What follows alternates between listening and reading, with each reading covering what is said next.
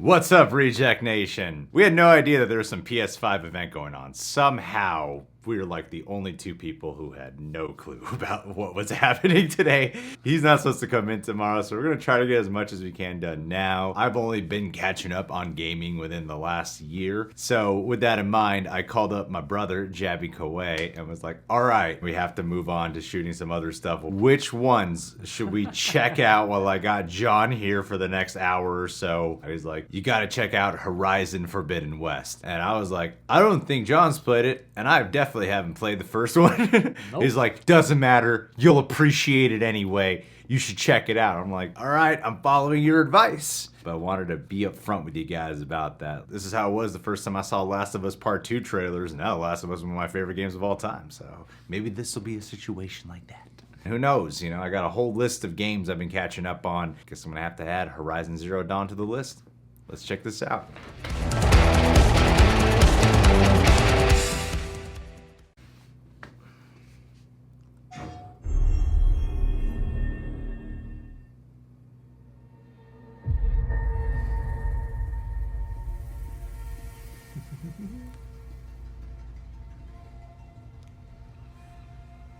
It is the 31st century.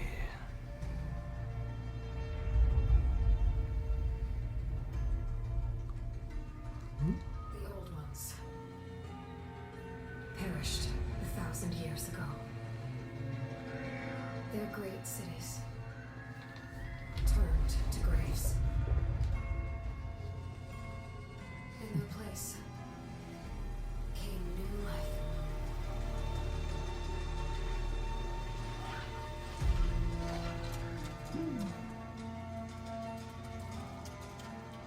Do you play as a crab? Is that what it? No, I'm sure. Nah, you're the fish. This is game over. I know a little bit. Machines.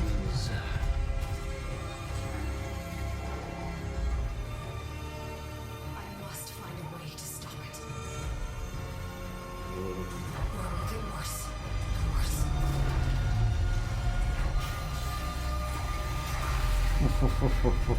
Wow. Technology ruining the environment.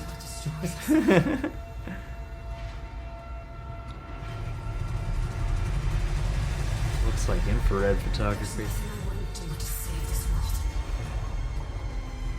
No depths I won't explore. Ooh.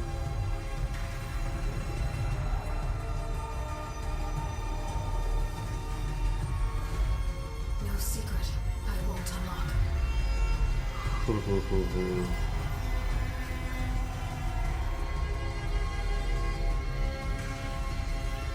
No barrier I won't cross. Jeez. This mission is mine alone.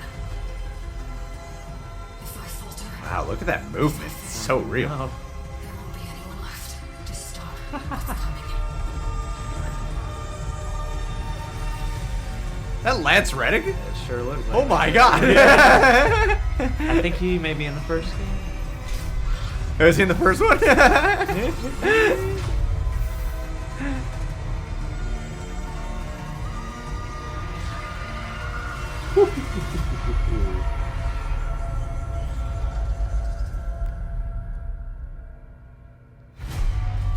Uh-oh. Wow. New threat. Whatever comes, I don't know what's going on, but I got nipple chills. I'll be ready. Wow. Oh my That was goodness. Well, you know, I credit us on being like one of those reaction channels that can usually provide like a good amount of commentary afterwards. But that's why I gave you guys a heads up at the intro. Normally around these events or time of the year, I always try to find like my gamer friends who are familiar with the prior installments. So that way, you know, like I can ask them questions or let them do a lot of the commentary here. But it looks like I'm adding this to the list. because I have been catching up. I actually have been, and I have been playing a lot of games, and it looks like now Horizon Zero Dawn is added to that list. Do you know anything about Horizon Zero Dawn? I don't know any of the actual details of what the world or the plot is about. I picked up on things that seemed like it was ancient civilization, yet technological advancements with some metaphors that are likening it to technology and mankind destroying nature and environment. That's what I was gathering here. I could be way off because I haven't played the first game, but that is, well, at least especially what the first part of it was alluding to me. And please comment, because you used some advice here on what the hell's going on. Yeah, I mean, the little I do know about this game, you're in the future, it's the 31st century, and it's in this world where, you know, there are pockets of humans who are persisting and subsisting, but they're scattered around. They live amongst these machines, they refer to as machines, Okay. who are, yeah, these big, giant kind of animal-like creatures that I think are, you know, fully automated. I'm not sure if there's an organic component to them or not in the game's Sure. lore, but yeah, you're sort of, I think, an outcast from the society or whatever village you were from, and, you know, you're out exploring and trying to bring order, and I assume some kind of ecology to this world. Okay, so yeah, I mean, obviously it's the future, but when I said ancient civilization, I meant more like the aesthetic. It's like, yeah. it's, I imagine that this is, yeah, like after some kind of major crash, and now we're rebuilding and we're Yeah. readapting, and it's the new dawn of civilization. Well, crap. I mean, it looks freaking gorgeous. I was like wrapped up in the emotion of just the tone and the mood. Weirdly for me, when I say catch up, what ends up happening a lot of times is I watch a trailer for a sequel installment, and I go, I gotta play the first one now, or I gotta play the prior ones now. And, Be thankful this isn't Resident Evil Village right now. A lot of catching up to do. Several games to We've got decades worth of get games through at that to point. catch up on. I mean, the main character looks freaking awesome.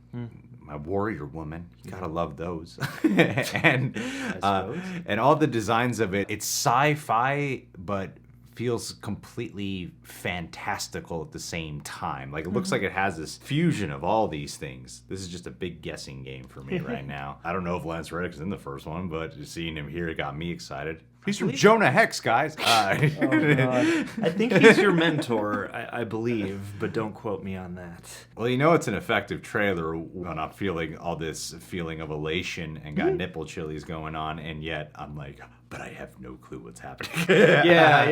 And I mean, you know, because this looks like a very open world, and this is only the second one, I got certain vibes of other games that fit into this mold of, like, nature-oriented future fantasy. I thought of, like, Crisis or Destiny in certain regards, just because, yeah, you have these beautiful, almost utopian settings of foliage, and then these horribly dystopian, run-down human societies. And I gotta say, there is a real special knack I think these games have when they do these, like, abandoned underwater cities, or they take monuments and they adapt them for these worlds and stuff, because, like, it looks like the Golden Gate Bridge or whatever at the end and stuff. It looks like Avatar meets Aquaman. Sure. Oh, yeah. Yeah, and all that swimming. I don't know if there was any swimming in the first game, but, you know, if you want to take things up a notch, add water. Well, crap, that was awesome. And this main character, this girl, Aluminum?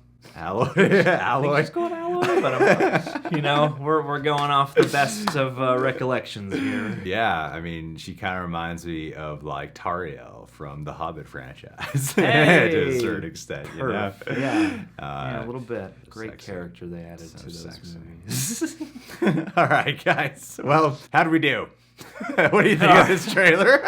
You're gonna feel free to pwn us noobs in the comments. I always get nervous when I'm like, oh, we haven't seen. I mean, I know plenty of reactors will still do that. The most kind of trailers. authentic reaction. Yeah. You know nothing about What is going on in this? What? Yeah, man. And then if Set yourself up for, why are you even doing this if you haven't even watched it or played the first game? because maybe this will convert us and we will become fans and we'll play the game. That's happened with me with many games already in the last couple of years. Uncharted and Last of Us were just a couple of examples, to say the least. So this could be that video. Yeah, Don't get Batman mad. Arkham games too.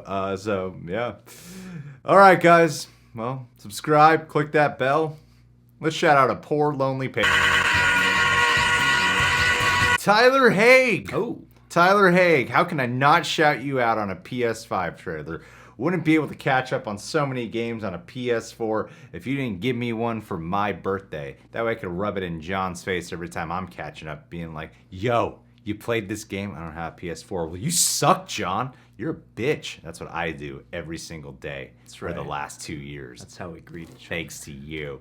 And dude, I'm just letting you know, my birthday's coming up again. I mean, his is tomorrow. It was your birthday last year. It's John's birthday tomorrow, but my birthday's coming up in a few months. So I'm just going to tell you, Tyler, it'll give you some time to save up and get me a pre-order of that PS5. I'm just saying, you know. Does this mean I'll finally get to touch the PS4 when you get the PS5? No.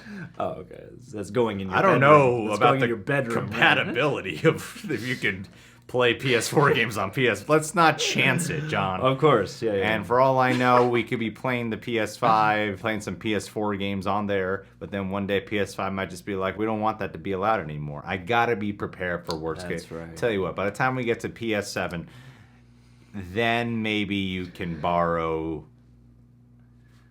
my PS4. It's okay. It's okay. You've had The Last of Us for like a year, John, on PS3. You gotta play that first, and then we can reconsider the PS4 discussion, especially with how great Last of Us 2 is going down. Yes. See, Tyler, that's why you're getting me a PS5, because I eventually catch up.